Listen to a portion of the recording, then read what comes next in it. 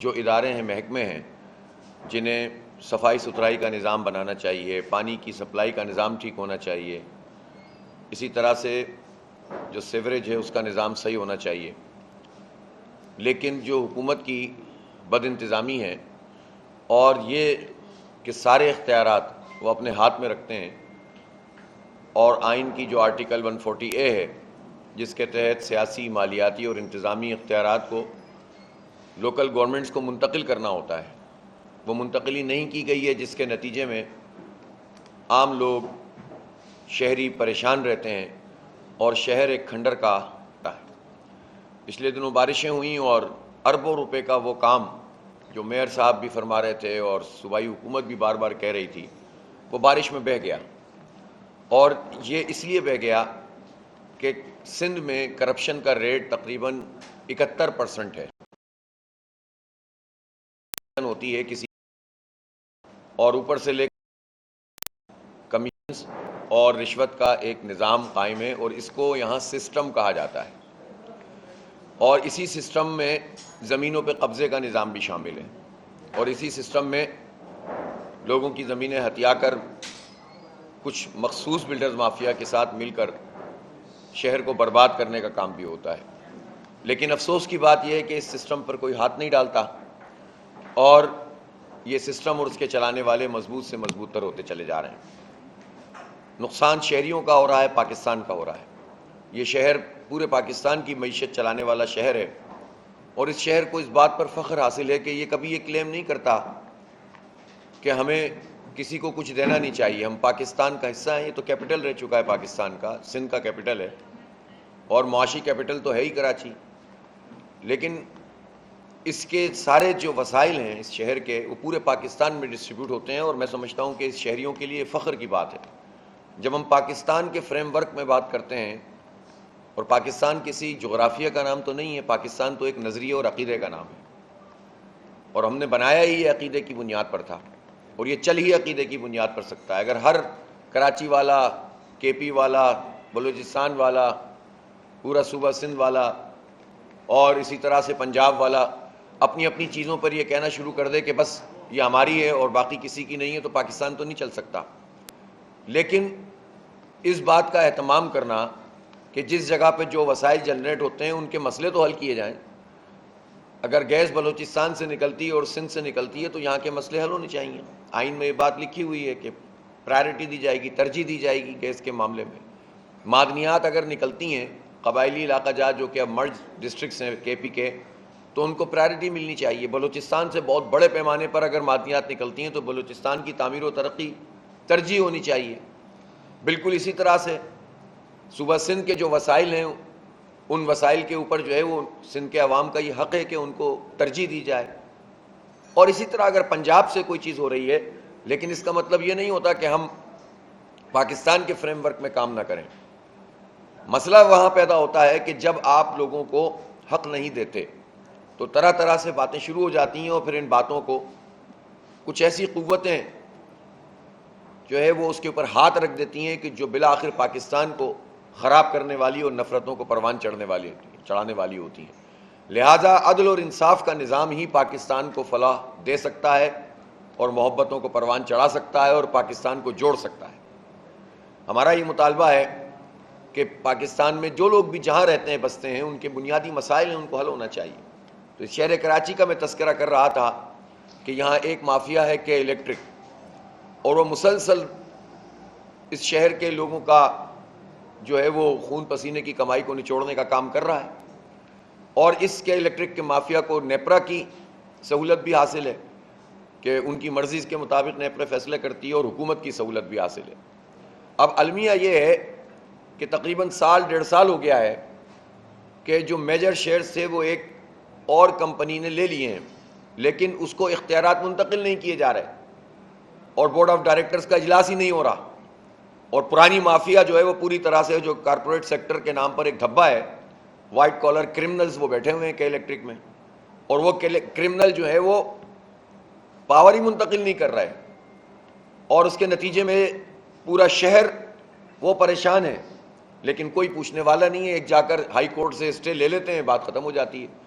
اور یہ جو قانونی طور پر اتنا بڑا کام کہ الیکٹرک کرتا ہے، تقریباً آج سے 3-4 سال پہلے کی میں بات بتا رہا ہوں کہ 78 کروڑ روپے انہوں نے جو ہے وہ ان ساری چیزوں کے اوپر خرچ کیے ہوئے تھے جو لیگل افیئرس تھے، اور ان لیگل افیئرس میں سارے عوام کے دشمن افیئرس تھے، جو کراچی کے عوام کو نقصان پہنچانے والے امور پر انہوں نے ایک بہت بڑی ٹیم رکھ کر یہ سارے کام کرتے رہتے ہیں، اسٹے پکڑتے رہتے ہیں، اور ہمارا عدالتی نظام طاقتوروں کو سہولت فراہم کرتا ہے اور عوام کے نقصان کے لیے جو ہے وہ ان کو سہولت کاری کا کام انجام دیتا ہے۔ افسوسناک بات ہے، عدالتوں میں لوگوں کو انصاف نہیں مل رہا، اور یہ جو ساری کارروائی ہے عوام دشمن کارروائی، وہ عوام ہی کے بلوں کے نتیجے میں جو ہے وہ پیسے جمع ہوتے ہیں ان کے پاس۔ تو یہ ہے جناب ان کی بدترین صورتحال۔ اب آ جائیے میں نے آپ کو بتایا کہ یہ جو 71% کرپشن ایک ٹھیکے میں ہو رہی ہے، ریٹ سندھ میں 71% ہے، اور ظاہر ہے کہ سندھ حکومت اس کی براہ راست ذمہ دار ہے۔ ایک آپ دیکھ رہے ہیں پروجیکٹس ہیں بڑے بڑے، وہ پروجیکٹ 20 ارب کا ہوتا ہے اور جا کر وہ 100 ارب سے اوپر چلا جاتا ہے، 100 ارب کا پروجیکٹ ہوتا ہے 300-400 ارب پہ چلا جاتا ہے۔ ریڈ لائن 10-20% کام بھی اس پر نہیں ہوا اب تک، اور جو لوگ جو ہیں وہ پریشان ہیں وہ سب کے سامنے ہیں۔ تو اس لیے شہر کراچی کے لوگوں کو سہولت دی جائے، اس کرپشن کے راج کو ختم ہونا چاہیے، اور اس کا بہترین طریقہ یہ تھا کہ جو عوام کا مینڈیٹ تھا اس کے مطابق جماعت اسلامی کا میئر ہونا چاہیے تھا۔ فراڈ کیا گیا، الیکشن کمیشن مل گیا، اور الیکشن کمیشن کا حال یہ ہے کہ ابھی فروری 8 پہ جو عام انتخابات ہوئے تو حلقہ این 231 ہے، اس کی ری کاؤنٹنگ 4 اسٹیشنز کی ہو رہی تھی، اور اس ری کاؤنٹنگ میں ماشاءاللہ حکومتی پارٹی ری کاؤنٹنگ کے بیگ ہی اٹھا کر بھاگ گئی، ایک بورا جلا دیا اور ایک اٹھا کے لے گئے۔ پاکستان میں کوئی قانون ہے، کوئی عدالت ہے، کوئی الیکشن کمیشن ہے، کوئی ادارہ ہے جو یہ پوچھے کہ یہ کیا ہو رہا ہے تماشا؟ اسے الیکشن کہتے ہیں اور اس کا پورا کام، اور الیکشن کمیشن سے بات کرو تو وہ ادھر ادھر کی باتیں شروع کر دیتے ہیں۔ تو یہ الیکشن کمیشن تھا جس کی وجہ سے جعلی قسم کے مینڈیٹ کے نتیجے میں کراچی میں جماعت اسلامی کو نہیں آنے دیا گیا اور جعلی طریقے سے مینڈیٹ فراہم کر دیا گیا۔ اس کے نتیجے میں شہری رول رہے ہیں۔ شہریوں کا کیا قصور ہے کہ جس کو انہوں نے ووٹ دیا وہ میئر نہیں ہے، اور زبردستی ایک تسلط کا نظام ہے، قبضے کا نظام ہے، اور جس کے نتیجے میں شہری پریشان ہو رہے ہیں۔ لہٰذا جو مینڈیٹ ہے اس کے مطابق کام ہونا چاہیے۔ اب بھی الیکشن کمیشن کے پاس وہ ساری چیزیں موجود ہیں کہ جو ہم نے ایویڈنس دیے ہوئے ہیں، اور عدالتوں میں بھی موجود ہیں۔ بدقسمتی سے عدالتیں اپنا رول ادا نہیں کرتی۔ جہاں تک آئینی ترمیم کا تعلق ہے، اس پر ایک مرتبہ پھر بہت فعالیت نظر آ رہی ہے۔ پہلی بات تو یہ ہے کہ جب کوئی احتجاج کرنے جائیں یا کوئی بات کرنے جائیں تو حکومت کہتی ہے شنگھائی تعاون کانفرنس ہو رہی ہے، لہٰذا اس کو مؤخر کیا جائے، اور صحیح بات ہے یہ کہ پاکستان میں اگر کوئی سرمایہ کاری کا امکان موجود ہے، اور اگر ہمارے بیرونی مہمان یہاں پر آ رہے ہیں، تو ظاہر ہے پورے پاکستان کے لیے یہ عزت اور وقار کا معاملہ ہے کہ پیسفل ماحول میں یہ کانفرنس منعقد ہو، اور یہ پاکستان کی عزت بڑھانے کا سبب بن سکتی ہے۔ لیکن ساتھ ساتھ حکومت اسی دوران اگر یہ کارروائی ڈالنے کی کوشش کر رہی ہے کہ آئینی ترمیم کسی طرح سے لا کر اپنے مقاصد پورے کرے، تو یہ کسی صورت میں بھی قابل قبول نہیں ہے۔ پہلے دن سے ہمارا موقف یہ ہے کہ اس آئینی ترمیم کو کلیتاً مسترد ہونا چاہیے، اور اس پر یہ جو گفتگو کا سلسلہ شروع ہو گیا ہے مختلف پارٹیوں نے، حکومت اور اپوزیشن نے، یہ بالآخر کسی خرابی پر ہی منتج ہوگا، اور اس کے نتیجے میں حکومت اپنی مرضی کا چیف جسٹس، اپنی مرضی کی عدلیہ اور اپنی مرضی کا جو ہے وہ عدالتی نظام وہ لانے میں جو ہے وہ کامیاب ہو سکتی ہے۔ تو ایسی تمام جماعتیں جن کا تعلق اپوزیشن سے ہے، میری ان سے یہی اپیل ہوگی کہ وہ اس گورکھ دھندے میں نہ پڑیں، اور یہ جو شقوار مطالعہ ہے اس کا کام فی الحال ختم کر دیا جائے، کلیتاً آئینی ترمیم کو مسترد کیا جائے۔ جب چیف جسٹس صاحب کا ٹائم پورا ہو جائے گا اور منصور علی شاہ صاحب حلف اٹھا لیں گے، اس کے بعد پھر حکومت آئے اور کچھ آئینی عدالت کی بات اس کو کرنی ہے یا مزید کچھ ترمیم کی بات کرنی ہے تو اس وقت ٹیبل کیا جائے۔ اور افسوسناک بات یہ ہے کہ جو حکومتی جماعتیں ہیں وہ بھی ساری کی ساری تیار تھیں اس بات کے لیے، اور اگر یہ راستے میں رکاوٹ نہ بنتی تو یہ تو تقریباً 20-25 دن پہلے کام ہو چکا تھا اور سب نے مہر لگا دی تھی۔ اور اب یہ ایم کیو ایم ٹائپ کی جو فارم 47 والی پارٹیاں ہیں، بی مینڈکی کو بھی زکام ہونا شروع ہو گیا ہے کہ ہمارے مطالبات بھی مانے جائیں۔ بھائی آپ مطالبات کیا منوا سکتے ہیں؟ آپ کا مینڈیٹ جعلی، آپ کو 2-3 ہزار ووٹ ملے ایک پی ایس کے اوپر اور 4 ہزار ووٹ ملے ایک این اے پر، اور آپ کو جا کر مسلط کر دیا گیا جعلی طریقے سے آپ کو، تو آپ کی کیا حیثیت ہے؟ آپ نے تو کراچی کی حیثیت کو تباہ و برباد کر دیا، سندھ کی حیثیت کو برباد کر دیا. کوئی وزن نہیں ہے ہمارا. وہ آئینی ترمیم کا وہ پیکج کہاں ہے جو بلدیاتی اختیارات سے متعلق تھا، جس پر اتنی بڑی بڑی باتیں کی گئی تھیں؟ وہی کم از کم اس کے ساتھ ملا دیتے تو اختیارات نچلی سطح پر منتقل ہو جاتے.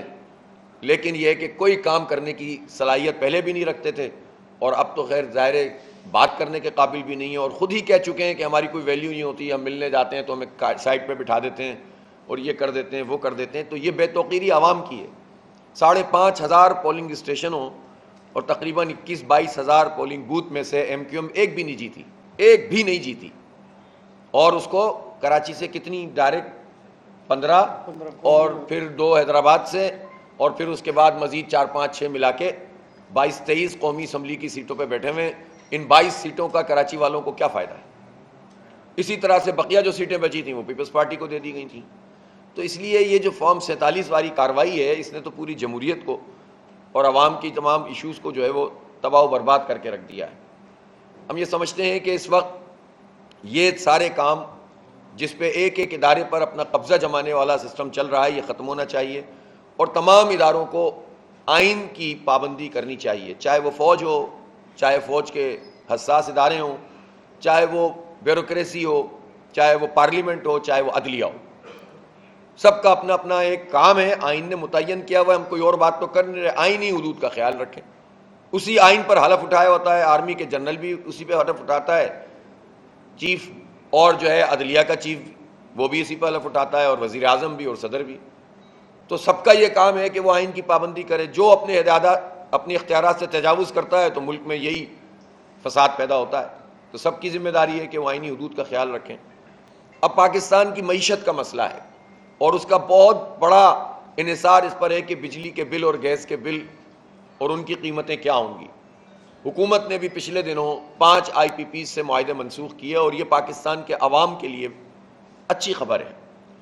اور اس میں مبارکباد پیش کرتا ہوں تمام پولیٹیکل ورکرز کو، جنہوں نے جدوجہد کی، جنہوں نے دھرنے دیے، جنہوں نے احتجاج کیا، پنڈی میں 14 دن دھرنا کیا، حکومت کو معاہدے پر مجبور کیا، پرامن ہڑتال کی. سارے تاجروں نے مل کر اس میں تعاون کیا، اور ابھی بھی ہمارا یہ پورا سلسلہ جاری ہے. لیکن 5 آئی پی پی سے اگر 411 ارب روپے حکومت کے مطابق قومی خزانے کو فائدہ ہوا ہے، تو دیکھیں سیدھا سیدھا حساب ہے کہ پنجاب تقریباً پاکستان کی آبادی کا آدھا اور اس سے زیادہ ہے. 2 مہینے کے لیے پیک کے جو مہینے تھے اس میں پنجاب حکومت نے اگر 14 روپے فی یونٹ کم کیے تو اس کا کل امپیکٹ 50 ارب روپے بھی نہیں آیا. تو اس کا مطلب یہ ہے کہ اگر پورے پاکستان میں بجلی کی قیمتوں کو کم کر دیا جائے، فوری طور پر یہ قیمتیں کم از کم 15 روپے کم ہو سکتی ہیں، جتنا امپیکٹ قومی خزانے میں ان آئی پی پیز کے بند کرنے کا اگر آ رہا ہے، جو حکومت نے کہا ہے، ہم نے تو نہیں کہا. تو یہ جب تک بجلی کے بلوں میں منتقل نہیں کیا جائے گا یہ فائدہ، تو پھر ظاہر ہے کہ اس کا پورا نتیجہ سامنے نہیں آئے گا. جیسے ہی آپ بجلی کے بل کم کریں گے، آپ انڈسٹری کو سستی بجلی دیں گے، آپ ریزیڈینشل ایریا کو سستی بجلی دیں گے، لوگوں کی زندگی آسان ہوگی، تجارت چلنا شروع ہو جائے گی، صنعتیں کام کرنے لگیں گی. اس وقت اچھی صنعتیں 30%، 20%، 40% پہ چل رہی ہیں. گیس کے بل بڑھا دیے ہیں. یہ فکس چارجز کیا ہوتے ہیں دنیا میں؟ یہ کیا چیز ہے فکس چارجز جو گیس کے بل میں لگ کر آ رہا ہے 1000 روپیہ، اور بجلی کے بل میں لگ کے آ رہے ہیں؟